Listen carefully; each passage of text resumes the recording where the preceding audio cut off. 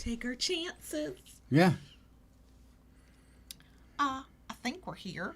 I believe we are. I think so. Hi. Hi, everyone. Kayla Lords. John Brownstone. Living BDSM, where we help kinksters like you have happy, healthy power exchange relationships. This is our weekly live stream while we record our audio podcast that goes out on Friday, available on all major podcast apps. Hello, we're here. Hello. Hi, Sharon. Hi, Tayshu. We are here 11 minutes early because we don't trust our internet connection. If you arrive after this is over, but before I put timestamps in and you don't want to just be here while we sit around and BS for 11 minutes, you can fast forward. Hi, Angel. Hi, Adriana. Yay, Bernard. Hi, David. We will probably only be monetized for about 10 minutes, but that's okay. We'll take what we can get. Hi, Missy. Hi. No, I've already said hi, Angel, but I was here. Hi, Angel. Oh, Condrop sucks. Condrop sucks. Hi, Rara. Hi, CPR. Hi, Kim. I'm so sorry they tried to sell you insurance. I had an ad yesterday that tried to sell me like Pampers, and I went, oh no. We are past that stage of life. We're not going back. We are not going back at all. Every ad I get is either woodcraft or resin related. Yeah, you probably have not told any of your apps to stop tracking you, have you? Well, considering I watch mostly on the computer. Yeah. So it's tracking you anyway. Yeah. Yep. So, hi, is it Omisha? Omesha? I will say it however you'd like. Please correct me. But good morning. So we are here. We've got 10 minutes. Hi, Eva. Hi, Mr. Spock. Oh, God, Kim, I am so sorry. I hope it was lobbying for something you agreed with. I'm always uncomfortable when the political ads come up, especially when it does not align with my politics. I'm like... I know. No, I don't know what gave you the impression I want that. No. Hi, Liz. So, what have we got for butt rub? Well, you got butt rubbed last night. I got butt spanked. See, now we're not going to be monetized. I got butt rubbed. Hi, Millie. I got all kinds of stuff. Yeah, you did. And we got to play with a new toy that's going to be for a review that I might bump up in the schedule because I am super excited to talk about that. Like, this is amazing. So. Yeah, you had as much fun as I did. I did. I was like, ooh, put this on me. Ooh, try this. Ooh. So, hi, Alyssa. So yeah, it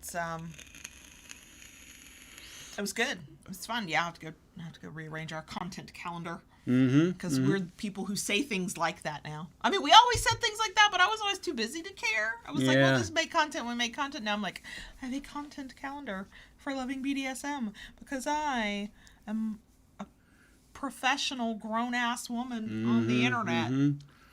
Yeah, so. Kayla got butt rubs and Lola got belly rubs just before we started. Yeah.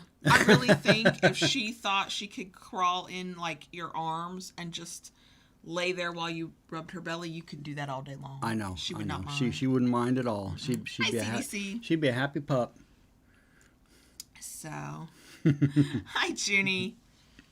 So, yeah.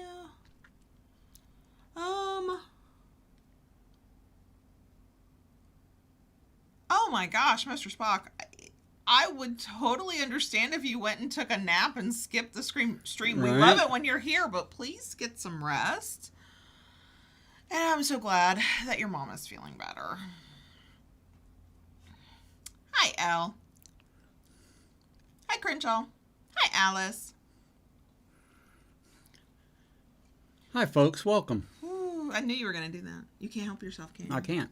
We think we have good internet, unlike last Friday night. So, and we haven't been able to replicate the problem, so. Yeah. I'm beginning to see a trend, though, with it. Okay. It happens when their customer service is closed. Oh, of course. Yeah. Of course. Hi, Lavender. Oh God, Angel. Oh goodness. He's in for a journey. He's in for a journey. I won't even go back and listen to those. And I obsessively listen to these to do the timestamps, and I'm always like, did we say something ridiculously stupid there? Oh no, I sounded better than we did in my head. Okay. I won't go back and listen to the beginning. Yeah. Hey, if this voice, Mr. Spot, can soothe you to sleep, I mean, miracles occur all the time, don't they? Right. Loving BDSM socks. CDC, I have not touched our Redbubble shop, which I really need to do. And if those are a thing that we can do, I will see if I can turn that on. We'll see if I can turn that on. I do need to upload a couple of better logos, the file format quality, and then see what I can do. And maybe we can do some stuff. I taste you. It's probable. Yeah. It's probable that they close customer service are like, oh shit, things are spiking. Let's close up shop. Right. Nobody wants to talk to them when they're mad because their internet doesn't work. So, and CDC, and for anybody else who wants BDSM themed socks, I would absolutely check out Ignixia's shop. We've linked to our shirts in the description box, but it'll get you to her shop, and she might have socks there. I don't know. I think she's also on Redbubble, and she might have socks there too. So, like some of the shirt designs in sock format. Yeah, we do need to update our Redbubble shop. I know. We've got, like, there's stuff I can do, and I know better now than I did when we first set it up. I know. Oh, that's awesome, Jimmy. Yeah. If,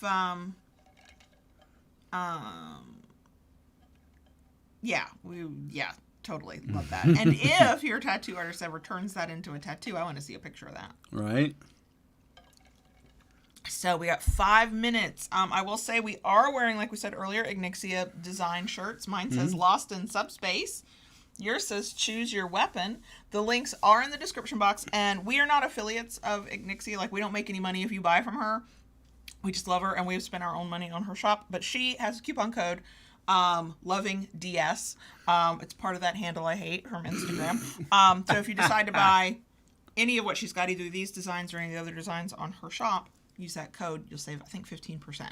So... Taste you, that is a good idea. I'm pretty sure we could do I'm a special masochist and then fill in the blank with a lot of different things.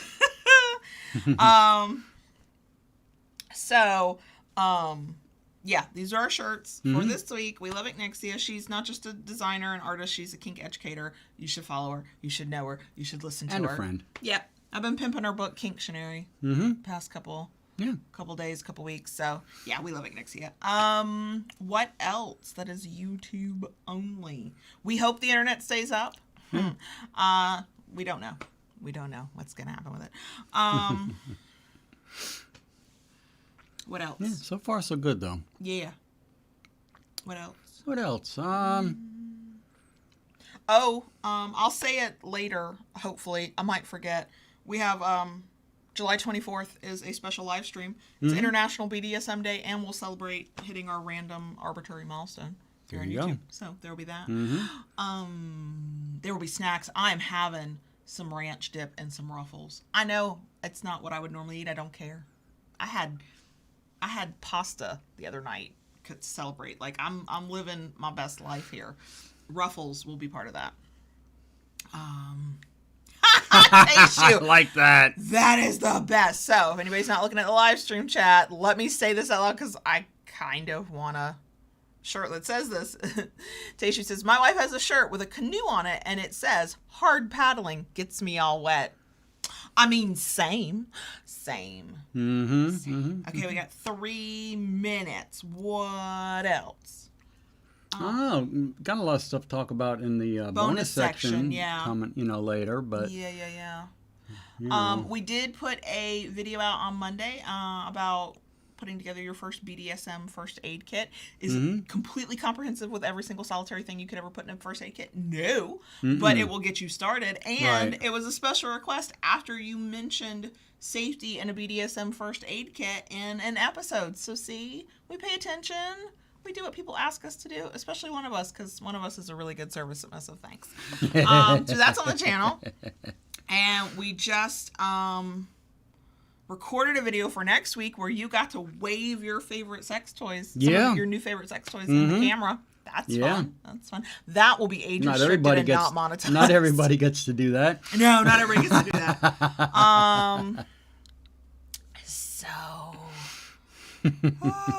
Yeah, Missy, we plan to, I can't remember what time zone you're in, but we plan to be on as late as we usually are. We'll just start a little earlier than we usually do. So hopefully catch more people at different times of the day. That'll be a Saturday, and the 11-year-old will be back, so we'll be back to family movie night, which for us is like late afternoon, early evening. So yeah, and then we'll stay on as long as we can. What we have learned is that when we do a live stream and end at midnight, we're not actually asleep till 12:30, 1 o'clock, and we have got to stop planning shit for the next day. Because we did the live stream last Friday night, and we thought, we don't have something to do until 10 o'clock in the morning. It'll be fine. We both woke up at like, you before 7, me around 7, like freaking zombies. And then I slept all afternoon. Like, I went and laid down in the bed at like 4 o'clock and did not get out of the bed until 8 o'clock that night. And then was like, gee, why can't I sleep? So, yeah, stay up till midnight shit's for the fucking birds. But we do it because we like live streams. So. And Junie, all I have to say about having to wait is anticipation. Oh my God. Yeah. Hope you love it when you do get to use it. Yeah.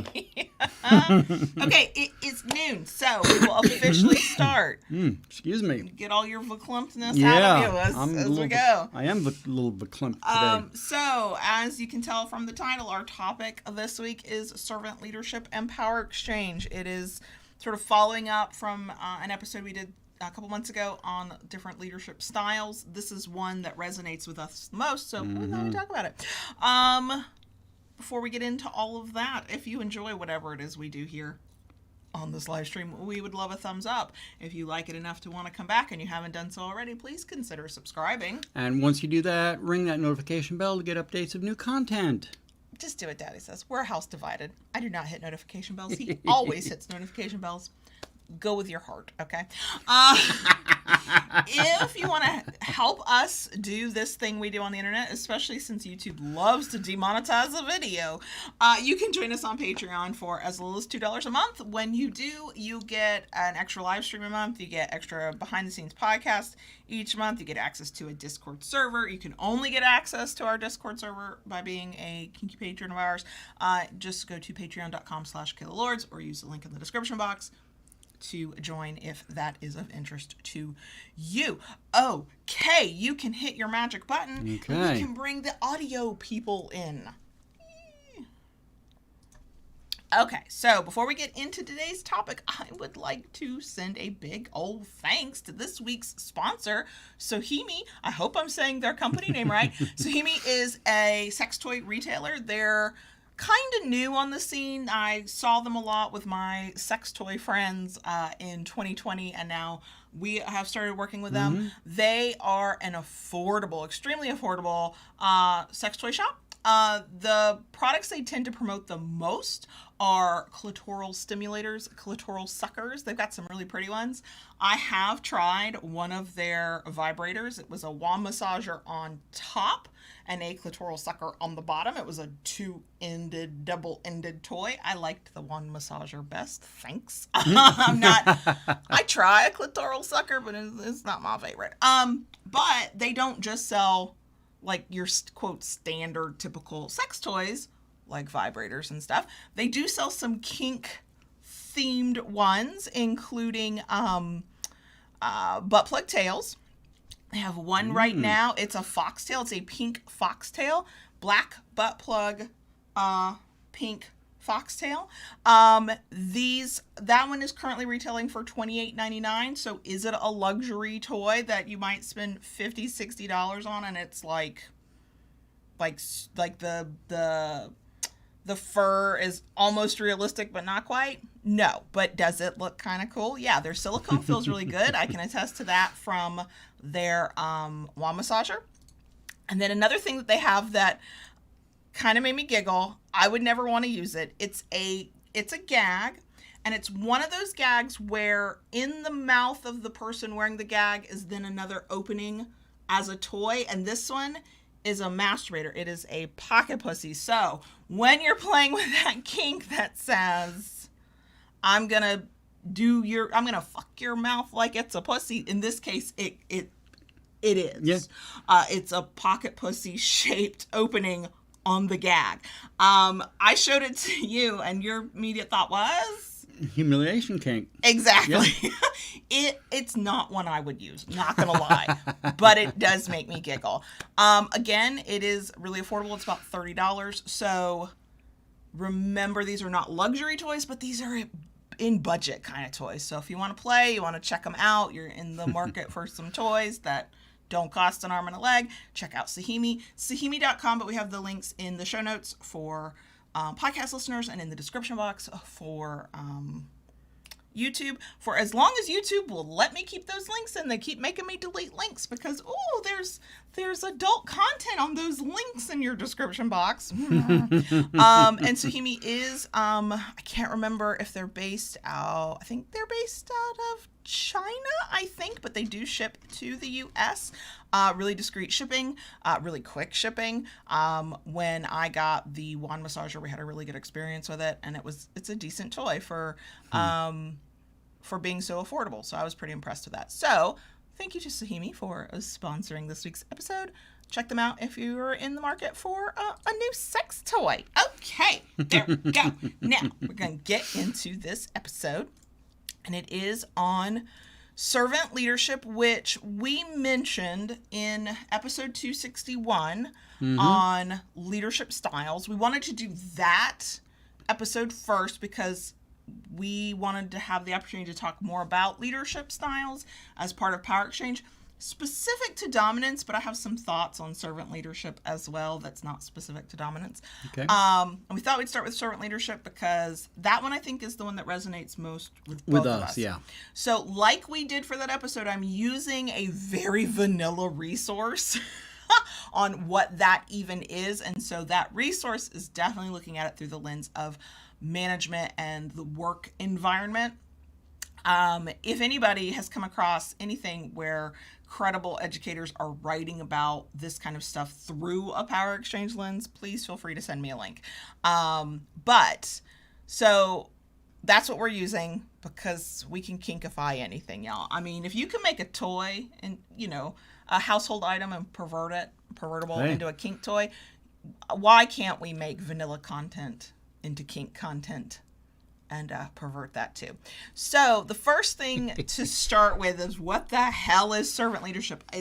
Some people know it very well, especially if you engage in leadership courses and management styles, and it's part of your job to kind of know that stuff. And some people know the term and are like, sure, what? I don't know. So let's define it. Okay. And I'm reading straight from the resource. The servant leadership style is based on the idea that leaders prioritize serving a larger good. That is their team and organization, as opposed to looking out for their own objectives. Servant leadership seeks to achieve a vision by providing strong support to employees, allowing them to learn and grow while bringing their own expertise and vision to the table. So let's flip that on its head. And look at it through Power Exchange. Servant leadership seeks to achieve a vision of a relationship by providing strong support to partners, especially submissives, allowing them to learn and grow while bringing their own expertise, experience, and vision for the relationship to the table. Fascinating. I think it's a 1-to-1. I think servant leadership is not just at work; it is in any facet of life. So that is servant leadership. When you think of servant leadership, how do you think of it for yourself? I think that sums it up really well, and also I like the fact that sometimes you do have to put your own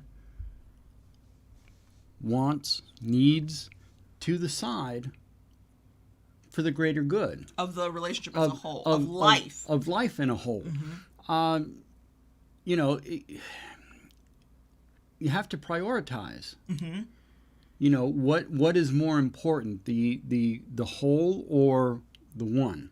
Right. The thing I want right this second, or what we need together, or even what you need as my partner for this relationship to move forward. Because sometimes you give up your own want or need temporarily to provide a want or need for the other person, because that's what benefits the relationship as a whole. Yeah, because sometimes, and I've been guilty of this in the past, and even now sometimes, not as often, I'm more aware of it, but you can be short-sighted by the things you want now. Yeah. As opposed to thinking about what the long term, the instant gratification versus the, if I'm patient and I wait this out, right, what could happen potentially better in the future. I don't know if you've noticed sometimes how I eat. I've even kind of worked that into how I eat sometimes. I just noticed you eat slower than me. Sometimes I'll look delayed gratification. Delayed gratification. There we go. Yeah. Okay. I will eat the thing I like the least first. Okay. To get to the thing I like the best. Yeah, I'm not good with any of that. One that requires patience. Servant leadership in whatever form it takes definitely requires patience. It requires a vision towards teamwork and setting and achieving goals. All topics we've talked about before. Right. And I think part of the reason those topics are so important to us is because we follow this philosophy, even though we don't necessarily call it that. You are not the dominant who's going to walk around and go, I get to have what I want when I want because I'm the dom. Like, that's not going to play around here. In a kink scene, in a temporary moment, in a fun fuckery time, hell yeah. That's another thing. That's another I'm thing. I'm here for it. Get what you want because I trust you to know I'm going to get what I want in the end as well. But when we're talking about day-to-day life stuff, like we have to parent kids, we have to earn money, we have to take care of a dog and buy groceries, the idea that just because you're in charge, the world revolves around me. Yeah. Right. Now, again, I did not say this at the top because I was so eager to get in this topic, but this style will not work for everybody. No. And that's fine. If what works for you keeps everybody in the relationship happy and healthy and whole, then do what works for you. This works for us the best because even though you are in charge, we do not do a dictator style around here. That is not our leadership style, either of ours. You want to have control and you want to have power, but it is for the greater good.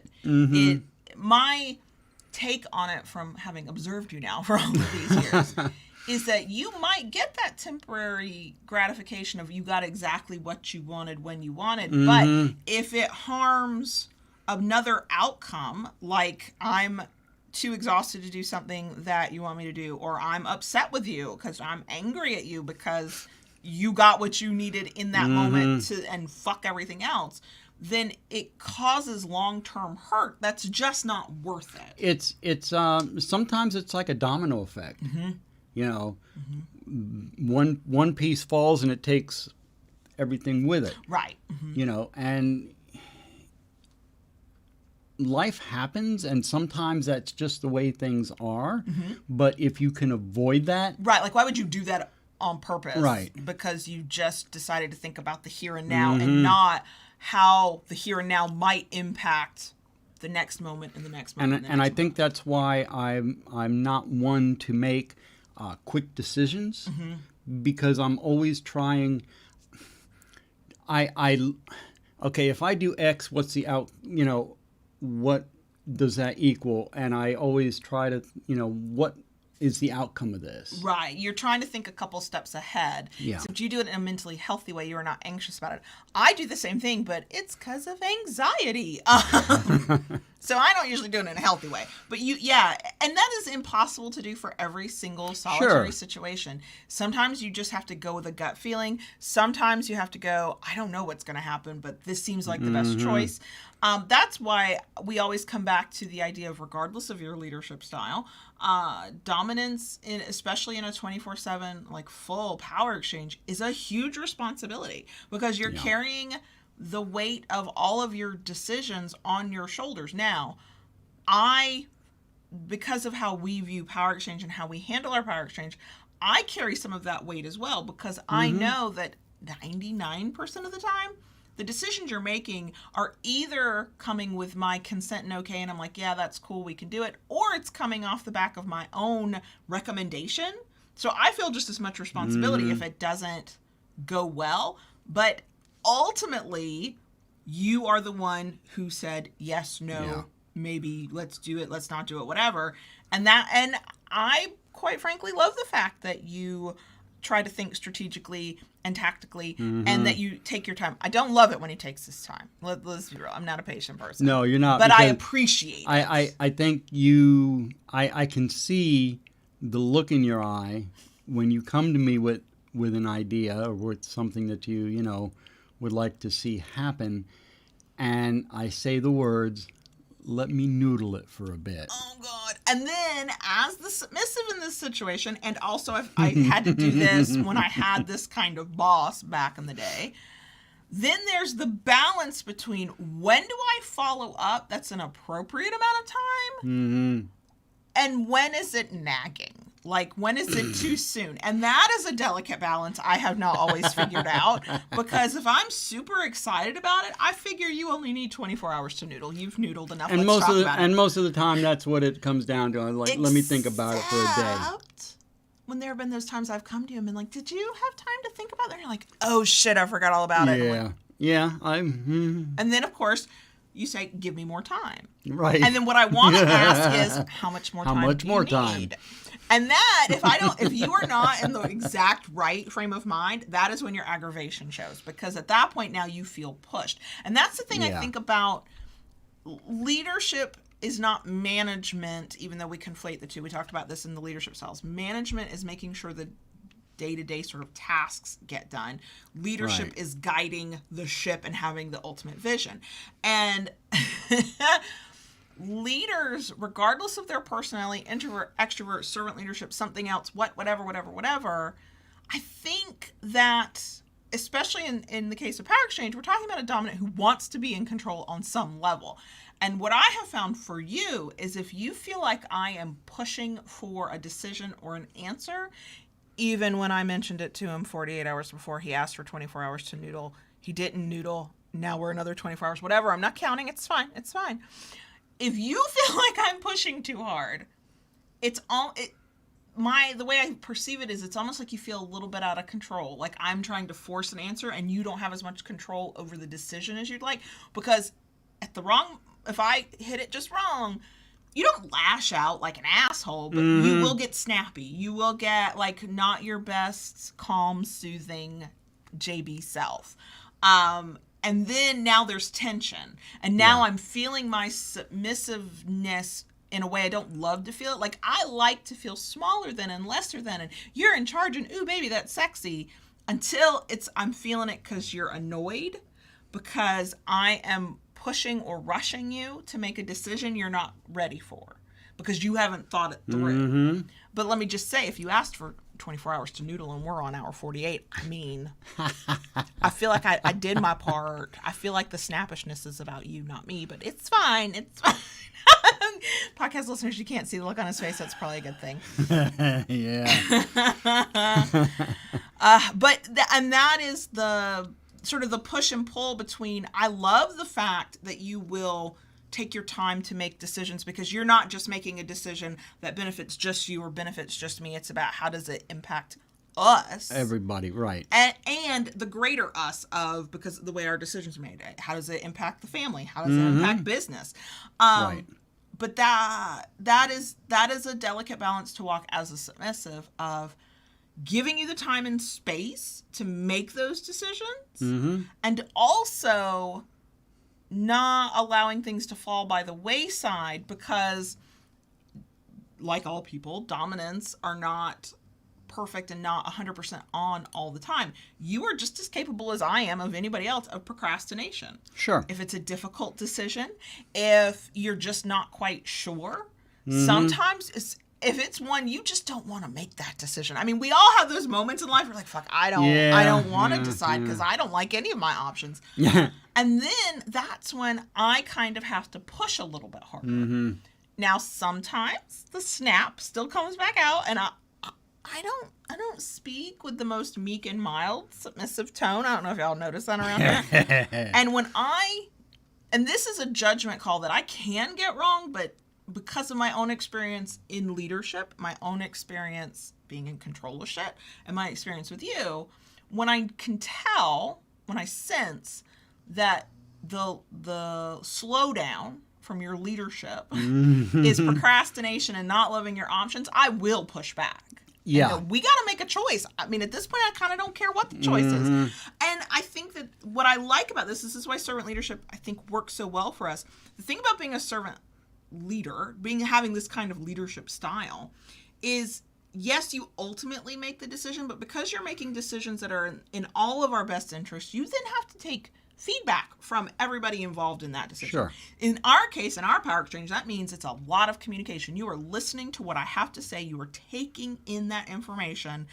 And because we've built the trust between us, and you trust my judgment 95% of the time, and we have this level of experience with one another and making decisions and going through hard times, right, what I say carries a lot of weight. And that, I mean, it's also important, I think. It comes from our track record together and the trust that we have developed both ways. Yep. Right? That, goes a long way with that. Which is why I think, as more time goes on, it actually becomes easier for us. Sure. We have more of a collaborative style in our relationship anyway. Yes, you're the ultimate decision maker. You are the decider. Register trademark. No, it's not. It should be, though. But I come in with all of my knowledge, all of my experience, and I see the direct parallel in business. A good boss, a good leader goes, yeah, I know about where we're trying to go, and I know a lot about this company, or I know a lot about this type of job, but I don't know your fucking job. So tell me what you know. Let me empower you to give me the information, even if it's shit I don't want to hear, and then I'll take that in and consider that as part of the decision. That is also, I think, an important part of any leadership style, but certainly the kind we're talking about today. You don't like it, but you're not afraid for me to come tell you something you don't want to hear. And that can be, I think you did not handle that well. I think you're wrong. That is not an easy conversation to have. I don't like having it. I don't revel in that. I do when we're jokey teasy and I can be like, look, I was right. But when it's like a decision that maybe was made or a choice that was made, I'm like, I'll actually try and find all kinds of creative ways to tell you you're wrong without saying the words you were wrong. Like that didn't work out as planned. But things like that. But I have to be able to say that, and you have to be able to take that information in. True, but there is we all have to be able to take some criticism. Yeah. Per se. As difficult as it is. As difficult as it is. I may be the big D, I may be the decider, but I am not right 100% of the time. But the thing, and we've talked about this many times before, the fact that you can admit that, the fact that when you are wrong, you admit it, you apologize for it, we go, okay, where do we do from here? The fact that you've done that in the past means that I can continue to collaborate with you. I can continue to follow your lead because I know through experience that you're going to make the best decision you can, but if it goes wrong and you fuck up, you're going to at least admit it. When you do that with me, I know I'm not going to get, well, you just royally fucked up, didn't you? And walk away. Yeah, no, I'm not going to. Okay? You're going to sit and talk with me and say, look, this didn't go as planned. This did not work. Can Here's we try why. Something else? Let's try something else. But see, that's helpful to me because it allows me to grow as well. And I think that's the thing. The thing about servant leadership, and whatever definition, business or otherwise, is the leader is not the center of the universe. Now, let me go back to say, if part of your relationship style is your dominant, your D-type being the center of the universe, that's great. Go for it. As long as everybody's getting their needs met and it's a relatively, and however you define a happy, healthy relationship, do it. But from our perspective, that would not work, because it takes a really strong person to be able to go, I'm the center of the universe, and I can push my ego to the side to do what's best for both. Now, I could see where somebody could have that kind of style, be like, as the center of the universe, this thing benefits me too, so I can make this decision that benefits all of us. That just doesn't resonate with me. Now, part of what I put in my notes, because we talk about leadership as a dom thing, right? Because in our view, the way we look at power exchange, the dominants are leaders. They're in power. They have the power. They have control. But there's a leadership aspect to it. But I fully contend, and I'm sure I've said this before, submissives can be leaders, and not just in a hierarchy like you have like a house kind of deal, and you as a submissive maybe have other people answering to you. Like, yes, that. But it's part of my style as your submissive and my abilities in other roles I've had as a leader, that I don't come to you and go, well, you done fucked up now. How could you do that? What, I'm also looking at the way I talk to you, the information I present, and the options I present to you when that's what you ask me to do. Not in terms of what will benefit me most, but again, what will benefit us. And it's a type of leadership that is a little bit more subtle, because I'm not leading the relationship. The only thing I'm kind of in charge of is me, and that's only when you are not in charge of me. But everything I'm doing outside of those moments when I'm selfishly wanting what I want, because that's life. That happens to all of us. When we are in that collaboration mode, I also can bend and give and go, yes, I personally really want this outcome. I personally really want you to let me stay up until midnight, because that makes me happy, because I get to scroll through Instagram reels and lose multiple hours. But I also know that for us to function as a team tomorrow, my ass better be in bed at 10 o'clock, regardless of what I personally want. And so when I approach you in that, on my end of a conversation with problem solving, with planning, with, that didn't go as planned, what are we going to do next, that kind of stuff, I too am thinking of it from that perspective. And I think that's really helpful. Is it gonna work for everybody? No. I would say for really strong-willed S-types who are happy to give up the control to the right person, but still have those tendencies of, I know what I think, and I know what I think is right, and I know what direction I want this relationship to go in, my life to go in, coming at it from that collaborative stance, and not just thinking about yourself, but thinking about the bigger picture of the relationship and what your goals are and what you're trying to accomplish together. That is a form of servant leadership that just is less obvious, because I'm barely in charge of myself most of the time, just because I feel like the gremlins in my head have taken over. But in that moment, what I am in charge of is how I talk to you, and how I present ideas to you, and how I behave, and how we're past the point of needing to earn trust, but how I maintain that trust and that communication and that sense of collaboration. And I take a very similar stance. I mean, except in those days when I'm kind of whiny and I'm kind of snarky and I didn't sleep well. We talk about these things in sort of idyllic ways, and it sounds like we are like this in every interaction. No, the fuck we're not. There are days we are sniping at one another. Yeah. Totally sniping at one another. You and I and the 15-year-old were in the kitchen, and we didn't get snappy. Like we were almost play arguing. Like we were teasing one another and going back and forth, and it was playful, but with that harsh edge that some play sometimes gets, especially when you're sarcastic motherfuckers like we are.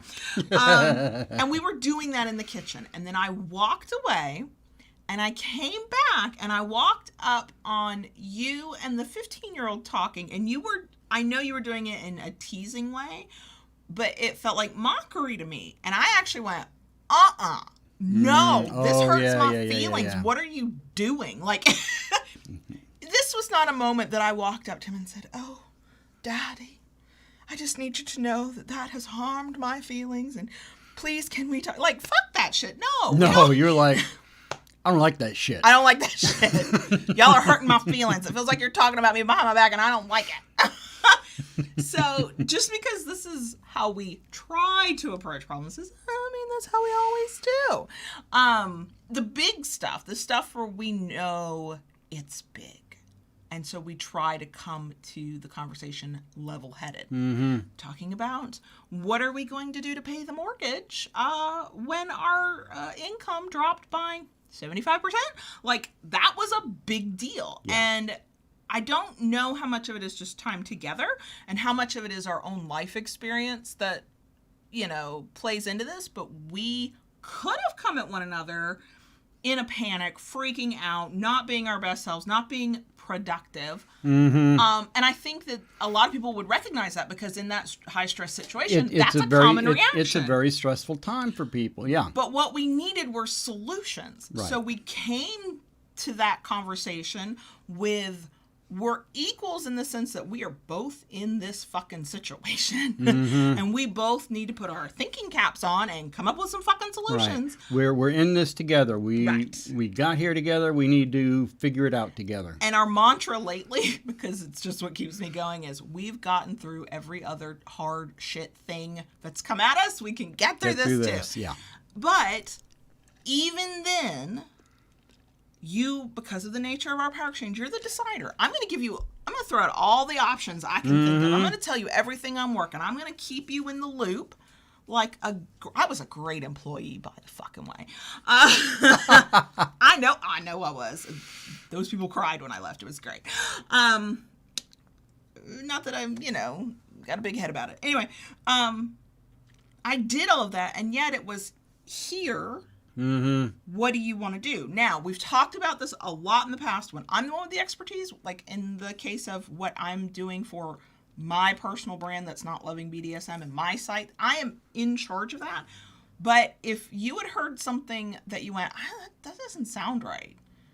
That's a moment in this power exchange. You get to sit up and go, that doesn't sound right. Well, it's just like another good example with that is, I go out on social media. Mm-hmm. And, I chat with folks, I have fun with folks, I post some things, but I do not understand social media as a business construct the way you do. I'm mostly faking it, but yes, I know. So, you handle that. Mm-hmm. Many of the decisions I defer to you on that. And yet I still bring it all back to you. You do bring it back to me, yeah. I make a decision unilaterally and don't communicate with you either. And that is in all parts of our relationship. The only thing that would not count is if I am trying to do a surprise for you because it's like your birthday or it's a holiday or something. And that is actually harder because then I'm like, I'm going to talk around this thing so I don't give away the surprise secret part, but I'm going to need to let you know that I am doing this thing on your behalf and I'm making these decisions without you, and this feels as weird as it sounds to me too. I mean, but that is what we kind of fell into naturally. Yeah. Part of it is personality. Especially my personality. I'm a great follower for the right leader.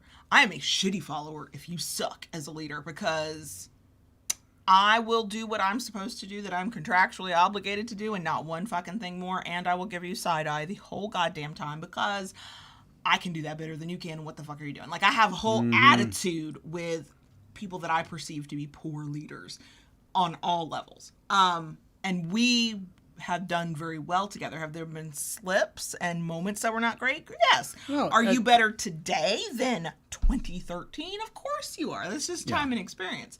But we have figured out this works for us most of the time, and so we just stick with it in everything. And I mean, it's weird that it's every facet of our relationship.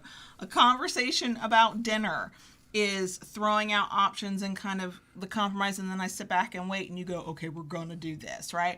How we're going to handle, the big thing in our life right now is the 15-year-old turns 16 next week, and we have already scheduled his appointment for his road test to potentially get his driver's license. And so we've been mapping that out of practice schedules and skills he still needs to kind of practice a few more times, and how we're going to get that done. And that is sitting across from each other going, okay, I think we should do this. Okay, yeah, I get that. But have you thought about this? Oh, yeah. Okay, so what are we going to do? And then putting all that information out there, and then I sit back and I wait. And sometimes and I think good bosses allow this.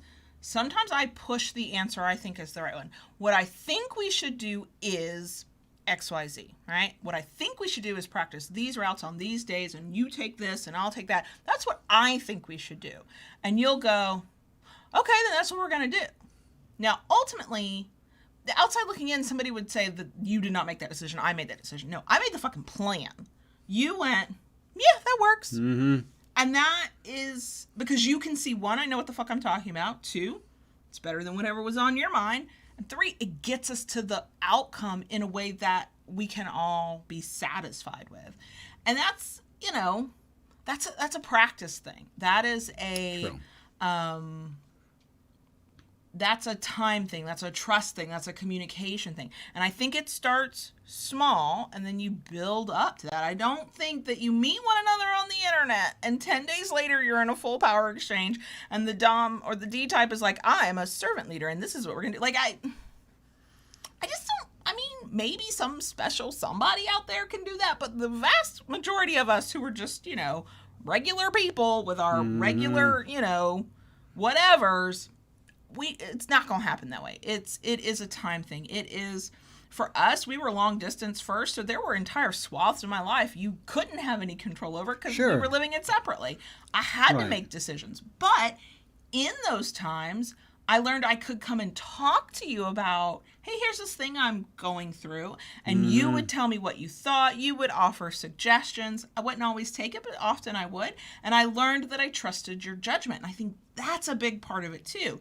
To attain that leadership role, whether you follow a servant leadership style or some other leadership style, it's about the other person or the people who follow you trusting your judgment on some level. And I think if you bust through the door or the wall like the fucking Kool-Aid man, or like, I'm fucking here and you got to do what I say because I call myself a dominant. Get your ass out of here. But I'm not here for that. It's bullshit. But even that, it takes time. I was not always like that.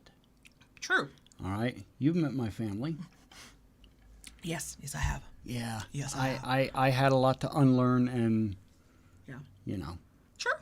And that's what it is. And, the way I look at it, you're always learning.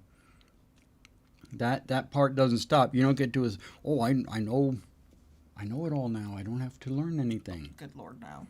No, yeah. And, God, we've talked about that a lot. Yeah. Speaking of that, I had my own stuff to unlearn. So, in my former marriage, I stopped communicating. Like, I just either did what I wanted to do, or we fought. Like, we weren't communicating. So, I had to relearn the talking to a partner about a hard thing. And that is scary. If you've got something from your past, childhood, relationships, whatever, that you learn, quote, air quote, learned that it was safer not to say something, it is really tough to open up and just say the thing, to disagree with somebody. That's a thing I had to learn how to do, which was respectfully disagree. The respectful part wasn't really what I had to learn. My problem was in my previous relationships, I wasn't doing anything respectfully. I was doing it with total contempt. Like, I had lost all respect for that person. So when I communicated, it was scathing. It was all of this snark with not as much wisdom, vocabulary, and experience to really, bring it. But it was all the snark. On the other end, with authority figures in my life, I had never been given the freedom to say what I thought, to share my opinion, to have my opinion treated like it was something worth having and worth being considered, even if it was ultimately rejected. So not in interpersonal relationships. Work relationships, sure. Mostly I'd had some really good bosses and I had some shitty bosses like most of us. And so that was a thing I had to overcome. I mean, we talked about before, when you and I first got together, when we had to have a hard conversation, I physically could not say the words. I had to write them down. Yes. Because I just didn't have yet the sense of security to say, this is what I think, and what I think directly contradicts what you think. But shit, having that kind of ability to communicate in a power exchange is powerful. It's what moves everybody forward. Ultimately, like, I can respectfully and mostly calmly sit down and go, hey, Daddy, I love you with all of my heart and soul. We're going out of this life like Thelma and Louise. And also, you done fucked up. And here's how we could do this better, right? Like, that's not an easy conversation, but it is vastly easier now in the year of our Lord 2021 than it would have been in 2013. You know, it was a skill I also had to develop. And it helps when the person you're talking to treats you like the equal that you are. Like, yes, a power exchange is a power imbalance, but it is a negotiated power imbalance. When that power exchange is lifted off of that moment, we are equal human beings sitting across from one another trying to navigate a fucking life together. We are trying to get, hopefully, to the same place, the same destination, the same goal together, holding hands and still liking each other when we get there. And we have mutually put you in charge of that. And so my viewpoint for the relationships that are going to be fulfilling to me is that you have to think of the us, not the you, not the me, the us. Now, that doesn't mean every decision, I think we said this at the top, I might be repeating myself. Hi, you must be new here if you didn't know I don't repeat myself, that I repeat myself all the time. Sometimes you do make decisions that seem like they are in my best interest more than yours. And I hate those. For all my baby girl ways of wanting what I want and getting my thing, I hate it when I feel like you are sacrificing something you want to give me something I want. But in moments of clarity, I know it's because you believe that that is what the relationship needs. Yeah. Also, you are an indulgent daddy dom who wants to spoil your baby girl. And I love that about you. Well, and there is that little bit, but one thing I have noticed with you, you work very, very hard, and you do a lot to take care of everybody. You do things for everybody. I mean, you're out, you see, oh, there's a sale on jeans. I'm going to get these for the boy because he's going to need them. Oh, I'm out. Daddy's been wanting this. I'm going to get them for him. And there's one person that always seems to get left out. You. So sometimes, you deserve that. Get that for yourself. Do that. And you know what? It's funny because my rational mind goes, yes, that's what keeps my resentment down. That keeps me happy and healthy and whole. And that makes me happy. And so then the we together move forward. Also, to me, a great leader, regardless of style, but I tend to see this in servant leadership, a great leader is looking outward. They are looking at the people that they are in relationship with, in this case, a power exchange. And they're looking at the other person going, what is that other person doing for other people that they're not doing for themselves? What is that other person lacking that they need and deserve? In the workplace, the best leaders I've ever followed were like, you're not getting paid enough for the work you're doing. You're doing too much work.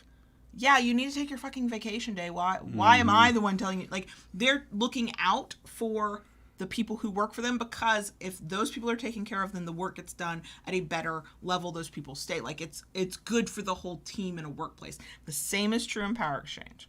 If you're looking out for me when I'm not looking out for me, and that can be, in power exchange, I see it a lot as, you're not getting enough sleep. You're not moving your body enough. You are not eating the foods that make you feel good. Like, whatever that thing might be. And you've got the boss, right, for lack of a better word, guiding and directing and saying, no, take care of yourself. And also, you did this early on, make taking care of yourself a priority. I'm asking you to do that. So then it's a little bit like you've been given permission to actually go inward and look inwardly and be selfish in that not negative way. Because yes, you want me to be happy. And that, I think, is probably your more immediate thing. But from a leadership standpoint, if I'm happy, then this relationship continues to thrive. Right. And then we move forward together. And the best leaders I've ever come across in any life situation have been that way. They're not just thinking about their own needs. And sometimes the leaders need somebody to remind them. That's why we have the tough love clause here in our relationship, because you will get so busy taking care of everybody else, you'll forget to take care of yourself. And I'm the one going, you're going to the doctor. I'll call and make the appointment. I'll drive you there, but you're going. And that's, I'm not asking permission for shit, because that's what we negotiated into the relationship. That's why. But again, I think that falls back on your trust in me and my ability to look at a situation and go, this is not a moment for me to take over. He doesn't need to go to the doctor. He probably should, but we're not critical yet. I need to step back and not let my personal need to control things. Hi, yes, submissives do sometimes like to control everything. And I have to assess that situation. Or I have to come in and go, this relationship's going to fall the fuck apart if you get sick and don't take care of yourself. Come on, let's go. Or when the last major dental work you had, you were miserable. You were miserable because you were in pain. You were miserable because it was just a bad situation. And yet you were like, I don't know what to do. I'm sure this is too expensive. I'm sure we can't do this. And you were just not you at that point. You were so miserable on a lot of different levels. And I went, this is not just bad for him. This is bad for us, because we're fighting with one another more than normal. We're not able to engage with one another like we would. We've talked about that too, because I've been through that cycle with my back many years ago. You get into the cycle of, especially with something like that, you have pain, and it's bad enough you're dealing with the pain, but then a lot of times with that comes lack of sleep. Sure. Because, with my back, you can't get comfortable. You toss, you turn, you lose sleep. And it snowballs. Sure. The whole thing just snowballs. And then, you've got the added angst over what you're not doing, guilt over what you're not able to do that you were able to do prior to, what your partner's lacking, what the relationship is lacking, the way everything seems like it's going downhill. Like, there's a lot that goes into those kinds of situations. And in the case of the major dental work, I stepped in and went, no, this cannot continue. One, this is not the type of relationship I want, where you have a thing that we could deal with. I mean, we were fortunate. It was not a thing that had no name and had no fix. There is a fix. Let's go fucking do it. And also, I see that you're exhausted and you're wiped out, and I can do something of this for you. And that's a really nice feeling of being a submissive who's like, but I can do some of this for you if you just fucking let me. And you were, at that point, I guess you were just worn down enough, You're like, fine. And we had a happy outcome from it. We had a happy ending, which does not always occur. I get that. Right. But in that case, that was me sitting back and assessing the situation and going, okay, I have the tough love clause. He's miserable. He's in pain. We are not in a good place, because how can we be when one of us is suffering? And there's a potential solution. I'll take care of it. And so I could be both the I don't want to put air quotes around it, because I would say it's a leadership thing. I could be both the leader of that moment and the submissive who took care of you. Yeah. And the partner who went, here, let's move forward. Let's do this. And it's those kinds, we've had enough of those kinds of moments on different levels, from really small to really big, where we've learned to rely on one another in a lot of different ways, both in terms of just trust and communication, but also that we really can depend on the other. The other, right. When we might not always get it right. We might not always see the situation for what it is, but we know that when one of us comes to the other and says, this has to change, this is wrong, right. Do this, don't do that, it is because... But see, for me at that time... We see it's the best judgment for the relationship. For me at that time, because of the pain, then the compounding lack of sleep, I was caught in this cycle of not knowing the right way, because I couldn't make a decision sure. at that point. Mm-hmm.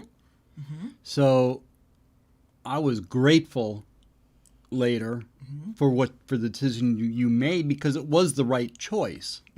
But because of the space I was in at that time, I couldn't make the choice. Right. And that's where I could step up, and because of the relationship we've built, you could let me do that. Which, you know, for D-types out there, it's not always easy going, I can't make this decision, somebody else make this decision. And I think that's where whatever skills that you may develop as an S-type, those come into play. And for me, I know how to take charge of a fucking situation and get shit done. I'm really fucking efficient that way. I mean, I don't put it on my resume exactly like that, but I get shit done. I get shit done. And I love that. Like, I like that little feeling of control of I'm getting shit done, you know? But to then get shit done on your behalf as my partner that I love, and in a way that I know benefits both of us over the long term, like, that's a really gratifying feeling. It's why we talk about leadership from the perspective of the dominant, because dominance is a leadership position of some sort, depending on the style that you take on. But I think submissives have plenty of opportunities to be leaders in maybe more subtle ways, maybe on at a much lower frequency and lower level. But, you know, I'm in charge of me when you're not standing over here in charge of me. You gave, like most of the great leaders I followed, most of my best bosses, you give me the expectations, you tell me what you want, you teach me how you want it done if I don't know, and then you leave me to it. You fucking let me get on with that shit. I've never been good with micromanagement. For those who are good with micromanagement, that's great. I'm not saying there's anything wrong with it. I'm saying it is not right for me, and I am really glad that it is also not right for you. No, it's not. And there are people who do want and need micromanagement. All right. But you know, and I think that's why I don't micromanage, because I don't like to be micromanaged. Right. Exactly. And also, for me, it's always been a point of pride, which is why in the work environment, mostly, I rail against micromanagement, because it's like, look, I'm going to show you I know what the fuck I'm doing. You don't need to micromanage me. Let me show you how fucking good I am. Yeah, because I got a little bit of an ego in the workplace. You got to watch me. Not in an evil, nefarious way. I don't think I'm better than other people. I just know that once I know what the fuck I'm doing, I get shit done. I need that on a t-shirt. I get shit done. But that's a thing I've found with servant leadership is when you have a good team in the workplace, when you're in a good team with your power exchange, you trust one another. I trust you to make decisions that maybe they're not my favorite for me, but will benefit us all.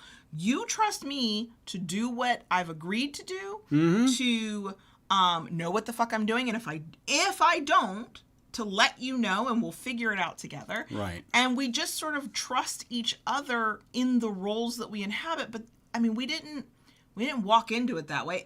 We did and we didn't. We assumed, because servant leadership is definitely your style, just implicitly, we assumed that the other could just get on with their ship. Neither of us needed to be up each other's ass to make this relationship work. You would do your part, I would do my part. We would come together as often as needed to figure it out in the middle, and then there would be times we would do shit together. That starts with something as small as, like, baby steps, early days of a relationship. You gave me a task and a deadline. Right. I got that shit done by the deadline. You did not have to stay on me. You did not have to track me down. You did not need... Every once in a while, you wanted me to, like, explain in detail what I did. Yeah. Sometimes I feel like that was more for either the learning purpose, because you knew it was a new thing I was learning about, like a new kink, or it was the fun, kinky control aspect, like, oh, tell me everything you did, right? And that was part of the game. But in general, you said, do this thing, and then left me to fucking do it. Even now, like, we have joked about this in the past, folding the fucking sheets. You will wash them all day, I fold them. I mean, by fold, I take that fitted sheet and just roll it around and into a bundle and call that folded, but whatever. And you don't really give a time limit. But if I take longer than you really like, you will then start kind of going, when are you going to fold those sheets? I'll give you a nudge. Right. Or you'll give me a deadline if I take too long. Nudge. But the assumption is that I am capable and qualified to do this. And so you're just going to let me do it. And you're only going to step in if I'm not performing at a level that you want But me see, to. we also learned this early on in our relationship when we had the condo. Yeah. Because we renovated 80% of that condo ourselves. And we had only been living together just under a Just year under a when we year. did that. Yeah. So we'd been together about 2 years, Mm-hmm. but living together and having that day-to-day lived-in situation less than a year. Right. Mm-hmm. And we pulled it off. We did. I mean, I'm not bragging when I say this. This is not in that manner, but we did one hell of a job together. I know. I that was when I really learned I like working with you. When I can get out of my own way. So as a submissive who also likes to have control, hi, thanks. Nice to meet you. It can be difficult. I can easily butt heads in a situation where I really feel like I know what we ought to be doing. It helped that in that situation, I mean, I've painted some walls. I've done some small things around a house, but I knew I didn't know everything we needed to do.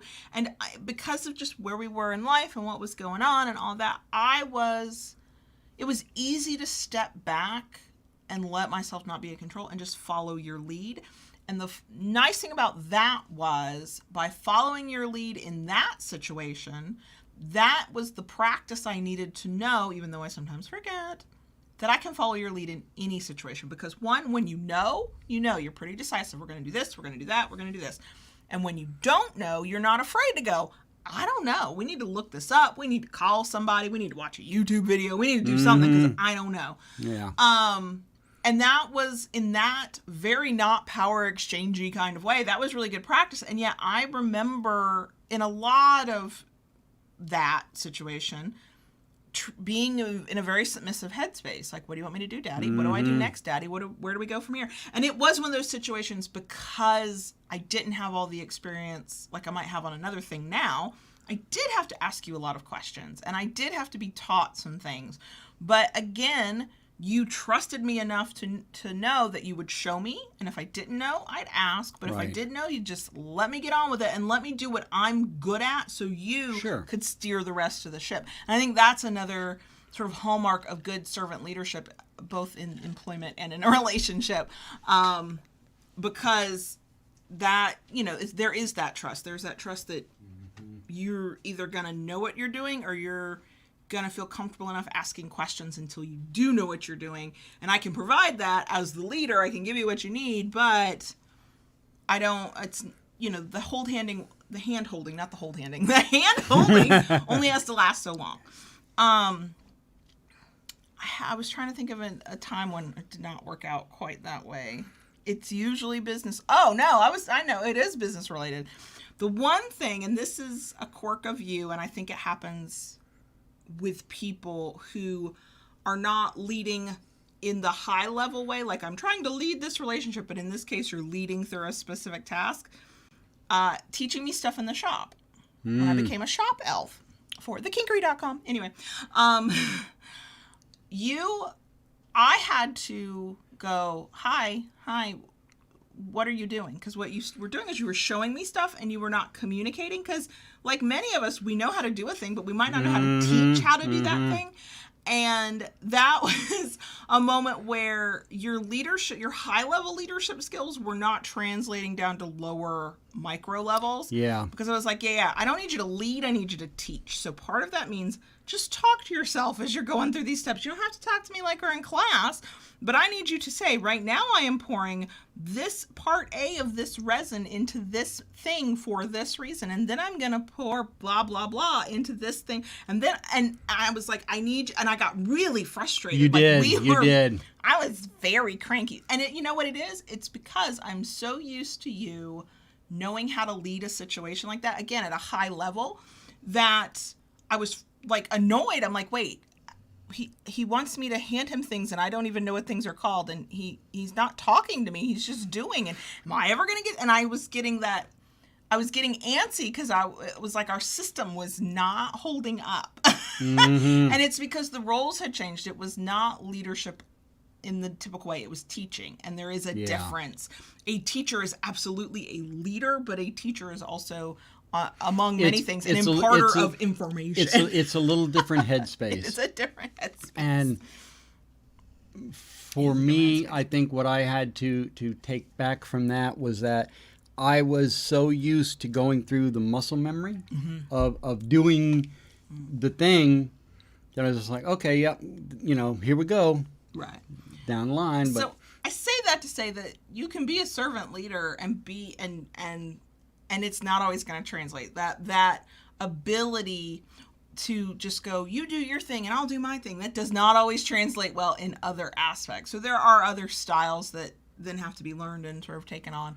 But in general, to steer the ship that is JB and Kayla, that is your style. You are making decisions that aren't just short-term benefiting you or even me, but are for the long term. What is the right thing most of the time that will make us, if not gloriously happy, at least satisfied to get us to whatever we're trying to accomplish. And that is, our kink goals. What are we trying to learn? What kind of kinks do we want to explore? When are we going to go play again?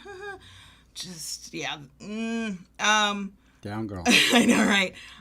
What are we trying to do financially with this relationship? What are we trying to do as parents? What are we trying to do business-wise? What is going to help us be our best dom and sub self?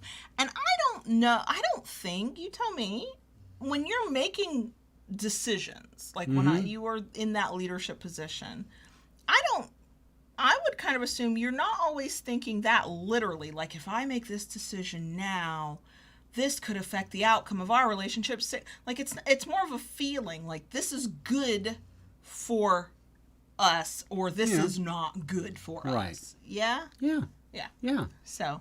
That's right. Yeah. That's a lot. Yeah, it is. It is a lot. Again, servant leadership is not everybody's style. That's okay. If you're like, well, what styles are there? I would suggest going back to our episode where we talked about the different leadership styles that we could find, which again are probably not all of them, but it was, I thought, kind of comprehensive.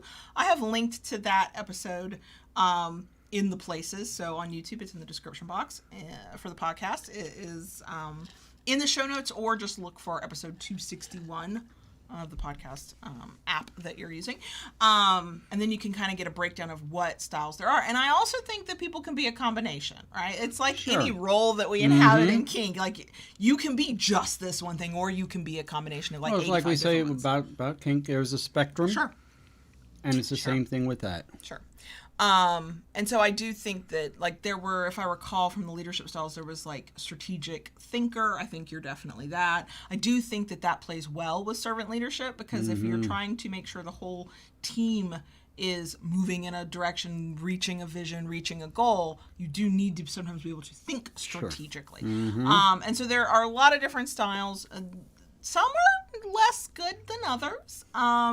If you are thinking of yourself or a partner and you're like, no, they're definitely the micromanager or a dictator kind of thing, where their way or the highway, that can be done if done carefully and with respect, and everybody involved is getting their needs met and feels like they can fully consent and can withdraw consent, and that their voice is heard in whatever way it needs to get heard. So I would never say that those styles are automatically bad. I do think those styles are ripe for the fakes, the wannabes, the posers, the abusers to step in, because they step in thinking, oh, all I need to do to be a dom is to say, we do it my way or we don't do it all. You're not a, quote, real submissive if you don't want to do it my way. All that bullshit.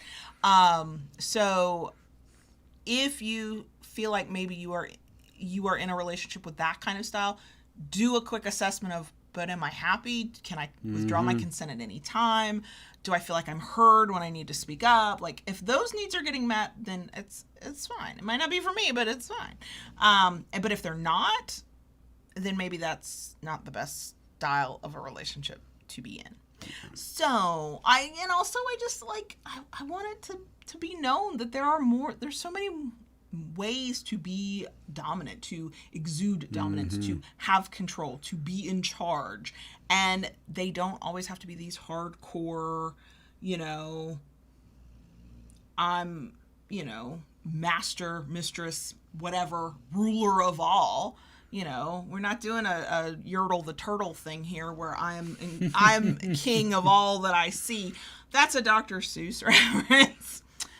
I don't know why I always make that reference. You do. You bring that up a stuff. lot. Yes. Not on the podcast. There's a first time for everything. Well, but yeah, like if you're not on some level thinking about your partner's needs as a dominant, what the fuck are you even doing? Like, I don't care what your style is. Remember that your partner has needs, and their needs should get met too. And it's not just you, because is it a power exchange relationship if you were just there by yourself being the domly dom who thinks you can tell everybody what to do without considering them? No, it's not. So, yeah, that's it. Okay. Mm-hmm. So, yeah. I guess we're done. I think we want to come back to leadership stuff, but I don't know what that topic will be next. I'm sure we'll come up with something. I'm sure. It's definitely like a thing that's on our mind. Yeah. So if you have suggestions about stuff related directly to leadership that you would like us to talk about, feel free to throw those ideas at us and we'll take them into consideration. There you go. So, yeah, I think that's it for me. So are we good? I don't know. Keep it kinky, y'all. And we'll see you next week. Daddy, Yes, baby girl. can I talk to the crickets, please? I know how much you love talking to the crickets. I do. It's a highlight of my whole week. Yeah, I know. You look forward to that just as much as, the actual podcast itself, just to be able to sit down and talk to the crickets and tell them about what's going on and things happening in our lives. And God, you're such a fucking sadist. Can I please talk to the fucking crickets, please? And thank you. Go ahead and talk to the crickets. She said with respect. So there were a couple questions in the live stream chat. Okay. Kim asked, have we looked at Myers-Briggs personality type as part of DS relationships? We had a whole plan to do short videos based on different personality tests, and then that got dropped off. We might look at it again for 2022. We both know our Myers-Briggs personality assessment. I'm an INTJ. You are an INFJ. We did a thing on personality. We did a whole episode on personality, and that was the episode we were going to do that would then lead into us talking about different personality types, and different assessments and ways of figuring your personality. I don't know. We'll think about it for 2022. Let's see. CDC asked a question, and I want to see. CDC asked, did our wedding vows reflect the leadership style? And the sad thing is, we were supposed to have really cool wedding vows. Yes. And then the person who was supposed to perform our wedding ghosted us. And my aunt, thank God, is ordained in the state of Florida. And she found some nice wedding vows. But I could not tell you what they are anymore because they were not the really fucking cool ones that they were supposed to be. Right. Our original plan for our wedding vows was supposed to definitely have a power exchange-y kind of feel, like a real subtle one. And we did not get that. So, No. And then I have to comment on this. Okay. Tayshu in the live stream chat said, holy crap, I just killed a guy in Halo whose gamer tag was Lord Domley Pants. Oh, God. I need to believe that Lord Domley Pants is a listener to this podcast. I just need to believe it. Maybe not. But that is definitely similar to something I've said before. Yes. I'm going to live in hope. So, Lord Domley Pants, if you're out there, I'm sure Tayshu is not at all sorry he killed you in the game, but also hi. Okay, so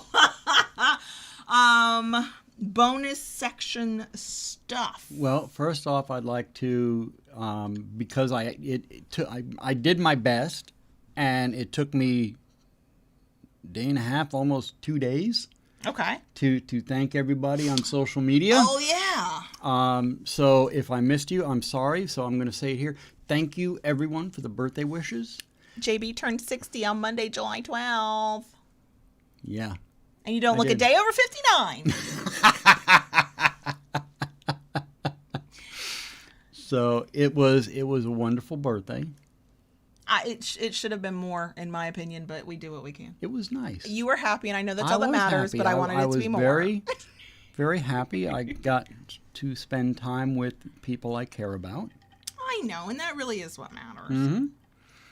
And I ate things that I shouldn't have been eating and drank things I shouldn't be drinking, but I don't care. Right. We had an indulgence day. We had an indulgence day. And enjoyed every bite. Freaking bit of it. We went to Carrabba's. Yeah. Is it the same as a great little authentic Italian place? No. No, but it was. It's good. Yeah, it was very nice. I enjoyed it. Got to eat some food that I don't normally eat these days. 2 baskets of bread. 2 baskets of bread. Yeah. And the 15-year-old, because the youngest is still at his grandma's till this coming weekend. 15-year-old was with us, and he's chowing down, like, first the bread, then the salad, then his food. And he's like, I don't think I've ever tasted food this good. And well, I feel like we should be insulted. We make pretty good food around here. But we are very, very basic cooks. Like, we don't do anything fancy or special. Not most of the time. But he was like, and his birthday's next week. And I'm like, yeah, but where do you want to go for your birthday? And he's like, how can I decide? This is what real food tastes like, isn't it? And I'm like, and I was like making sure to qualify, like, no, actually, a little Italian, local owned by Italians Italian restaurant will be better, but this is pretty good. And he was like, he's like, I thought I wanted Popeye's fried chicken before we had this. So I was like, oh Lord. I mean, my budget would prefer you pick Popeye's. We created a monster. We did create a monster. Well, the thing that's funny, the last time we were at a Carrabba's, he was probably his brother's age. Yeah, they were still eating off the kids' menu. And yeah, they ate off the kids' menu, and it. Yeah, it was spaghetti and meatball basically, right. Or I think they would do like they're okay with Alfredo sauce. Mm-hmm. So he didn't eat off the big boy menu. No, and that was funny because I realized that he, as an older kid who's like looking at the menu, I'm like, who only ever eats spaghetti at our house or penne or whatever? I was like, do you need help navigating this menu? He goes, a little bit. It's okay. I said, the pasta dishes are going to be the most familiar to you, but there's these other things, blah, blah, blah. Yeah. He got lasagna, wolfed it down like he was starving. Then I tried to get eggplant parmesan. So we had a good time. The service was fine, but it was like half my order they couldn't give me. So first I ordered eggplant parmesan. I was very excited about it. Then they come back and they're like, oh, we aren't able to make eggplant parmesan. Actually, what they said was they had run out. Yeah. And I was like, okay. And chicken parmesan had been my second choice. I was like, chicken parmesan. And I had never eaten French fries in an Italian place, but the way they described these fries was like, I would like the truffle parmesan fries, please, as my side. And it was as they're right before they brought our food out, they're like, oh, we can't do fries either. And what had happened is their deep fryer was not working properly, so they were not using it at all till it was fixed. And so eggplant parm couldn't be served, fries couldn't be served, so I had to change my side. So they were very sweet about it, and they gave us like $5 off our meal, which was fine. But I could have just had the chicken parmesan with nothing else. It was 2 pieces of chicken, and I get halfway through my chicken, and it's delicious, and I'm happy with it. And I look over at the 15-year-old's plate, and he's already wolfed through this lasagna. And you can tell he's like still kind of hungry, and I'm full. Because he's eyeballing everybody's plate. And I'm full. I was legit full because I did eat my side, and I had a piece of chicken. And I'm like, do you want my other piece of chicken? Because otherwise I'll bring it home. But if you're hungry, let me feed you. And he goes, you don't mind? I'm like, I don't mind. Here, watch that child wolf that thing down like it had never been there. And I'm like, so are you a chicken parm fan? He's like, it's okay. He's like, I'll stick with my lasagna. I was like, okay. But he was like, and his eyes are just roving. And then we go home where we had your cake that we picked out that you wanted. Mm-hmm. Ended up being a chocolate cake with chocolate frosting. Chocolate fudge. Yeah. From Publix. If you know, you know. Publix cakes are delicious. But he was ready to eat cake like the moment we walked in the door. We're like, whoa, let the old people's stomachs settle. Yeah, right. Let us walk the dog. Let us like get an appetite back. He was like, oh, are you sure? I'm like, Yeah. So I think he waited 45 minutes. Yeah. Slurped that piece down. And so we got a mini cake. So it was, not even 6 inches across. It's a little If cake. that, yeah. And I just cut it into 4s. And that was a bigger piece than I needed. It was so sweet. Oh my God. But he gets his quarter of this little round cake, inhales it, and then it's like, is there more? What are you going to do with that last piece of cake, Mr. John? Is there more? I'm like, oh my God. Right. And you haven't even gone to band camp to use up extra energy. This is the fuel you need to sustain your staying up till 2 a.m., sleeping till 2 p.m. life right now. He might be going through or getting ready to hit another growth spurt the way he's been eating. Well, he's about 6 foot tall now, but he's super, super slender, like crazy slender. Yeah. He has to wear men's pants because the length is long enough, you know. But the waist is always too big. And he came to me the other day. He goes, I think I'm finally growing into my pants, Mom. I'm like, oh. And I step back and I'm like, yeah, your shoulders look a little wider. But he's super slender. So he's one of those kids. It's like the joke is he's got like a second stomach or something, a hollow leg, something. So, but he doesn't do that all the time. But once he decides he's hungry, it's like just step back and just throw food at his face. So, but yeah. So yeah, we're about to start. He's going to get to take his the road test for his driver's license next Friday the 23rd. So potentially for our International BDSM live stream on July 24th, we may be reporting that we have a driver in the family. We're trying to manage his expectations. I'm like, look, not everybody passes the first time. It's easy to get super nervous. I said, if you don't pass, they'll tell you where they dinged you, where you lost points. We'll work on that stuff. We'll get you tested as soon as we can do it. But he's really intent on hopefully passing, because if he takes his test and passes on July 23rd, and we allow him to, of course, then the next week he has band camp all week, and he would be able to drive himself to and from, which we would love, because band camp is from 8 a.m. to 6 p.m. and neither of us wants to be out there at 7:30 or 6:30 doing pick up and drop off. And so he wants to pull up in the car and be his own driver. So we shall see. Yeah. And it's funny because when I'm in the car with him and he's driving, he's doing okay. I mean, he clearly needs more experience. He clearly needs just time. You know, there's some things he's got to work on, and a little rough around the edges on some stuff. But in general, I'm like, yeah, he's got this. But even though I don't have control, I'm not behind the wheel, I feel like when I'm in the car, I have control.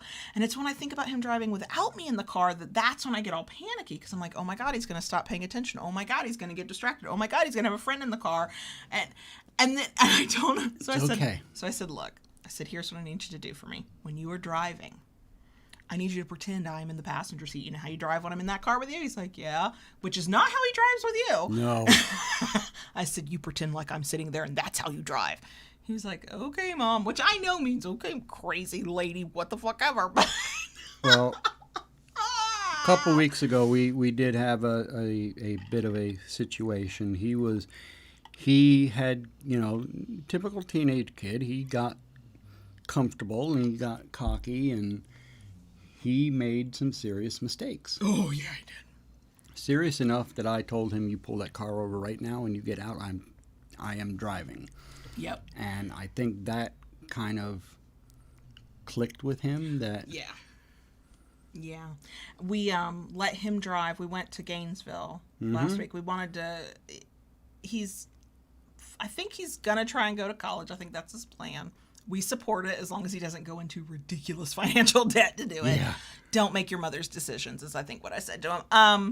And he's like, well, maybe University of Florida, which University of Florida is a competitive college because it's, a good state university. But I think it's feasible. And based on his grades and stuff, I think it's feasible. So we're like, well, let's drive around. Let's drive there so you could just even see what we're talking about. And we let him drive all the way there. Yes. And he did really well for never having done highway driving, for never having to navigate speed traps, for all that. But I was still like, I'm going to sit here in the back seat of this car and just look at my phone. I'm not looking at anything. Because, the urge to backseat drive was really strong. Really, really strong. So, Yeah, we know. We're telling them, like, okay, when you first get your license, you're not going to be just driving around all over the damn place. You're going to go to and from school or do very limited trips at first.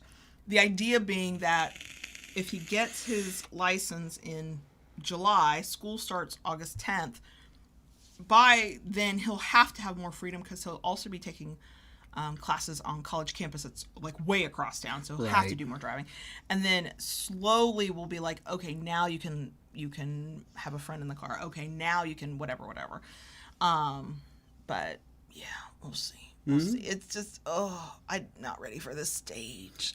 It's both exciting and scary all at the same time. Whew, yeah, I was talking to somebody the other day. It was my new doctor. I finally went to get a well woman visit, as they call it.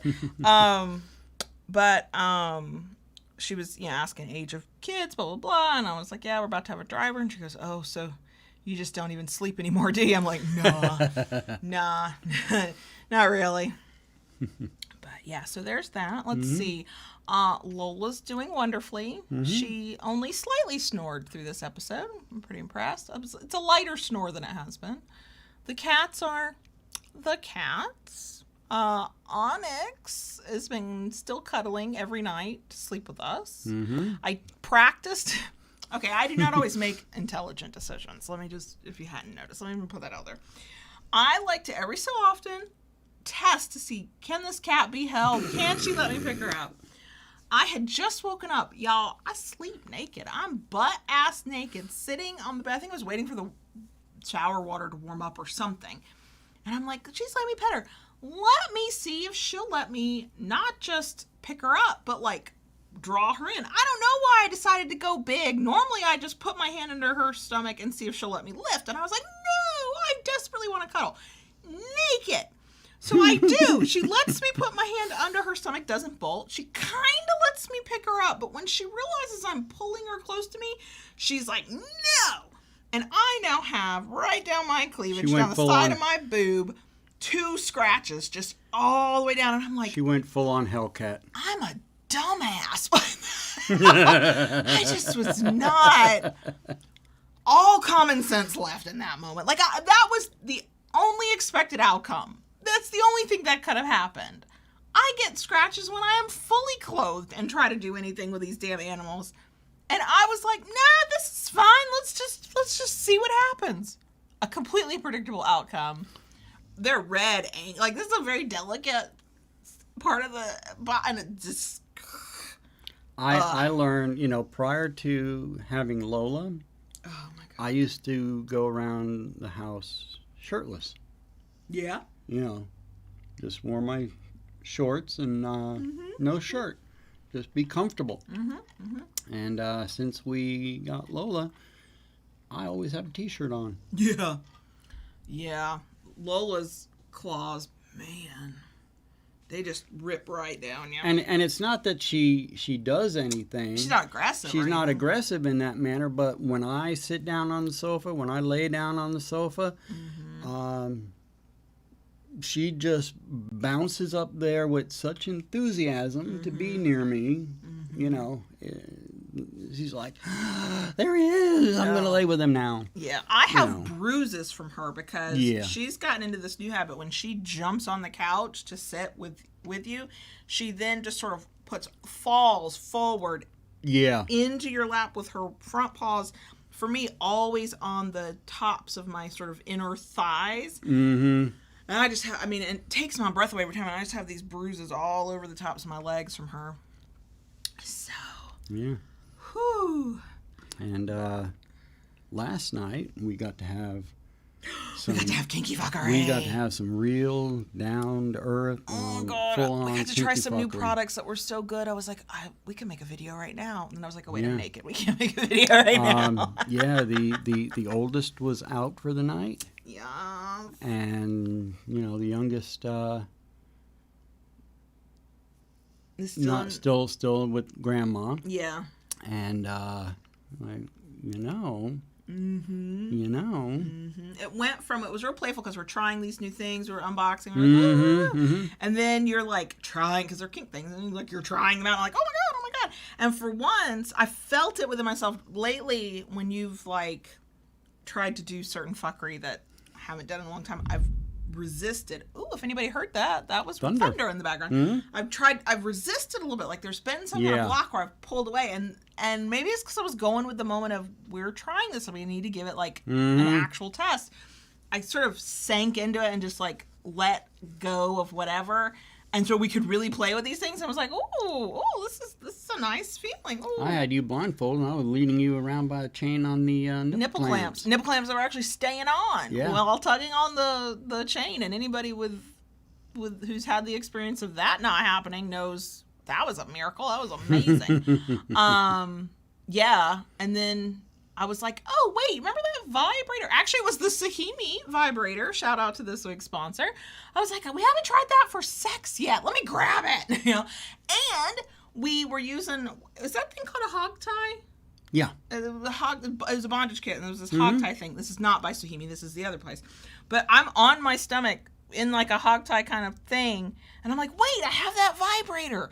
Try it. And they grabbed the Sahimi vibrator. I was like, woo! Yeah, it was exciting. So.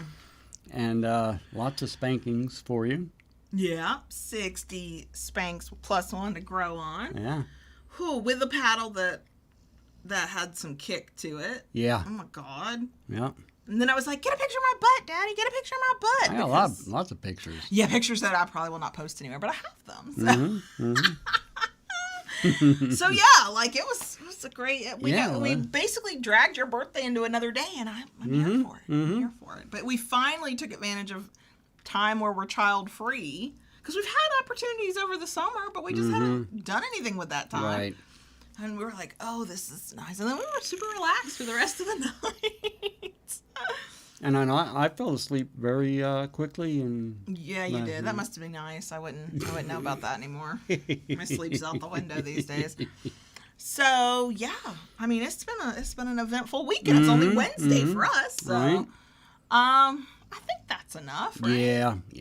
I mean, you now know I have practically self-inflicted cat scars down my boobs. Bet you'll never do that again. I probably will. I probably won't think about it and just lose my mind for 30 seconds. The need to cuddle this cat overrode every bit of common sense I possess. And also our fuckery. So there we go. I think we've overshared enough for 1 week. We can overshare again next week. There you go. All right. Thank y'all for listening. If you're in the watching the live stream, thank you for being here live. If you're listening on the podcast, thanks for listening. Thanks for joining us. Thank you. We love it when you're here with us. And we will be back again next week. Yep. Thanks to our sponsor, Sahimi, sahimi.com. Links are in all the places where we put the links. And don't forget, July 24th is our rando live stream hangout thing celebrating International BDSM Day. Oh, Eva, I'm so sorry. And Eva just told us in the live stream chat that her kitty passed away on Saturday. That is awful. We are so sorry, Eva. Oh, if you have any fur babies, cuddle them a little closer today, because we all know how much that sucks.